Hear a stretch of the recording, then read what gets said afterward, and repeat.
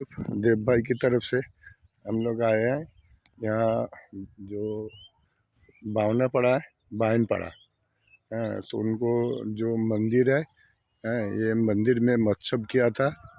तो उस टाइम में देव भाई से जोगाजोग नहीं हो पाया, तो देव भाई को अभी आवेदन किया है जो हमारे कुछ बिल बाकी है तो वो देने के लिए।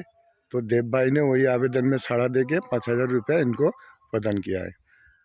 तो गांव का तरफ से देव भाई को कुछ कहने के लिए बोलेंगे।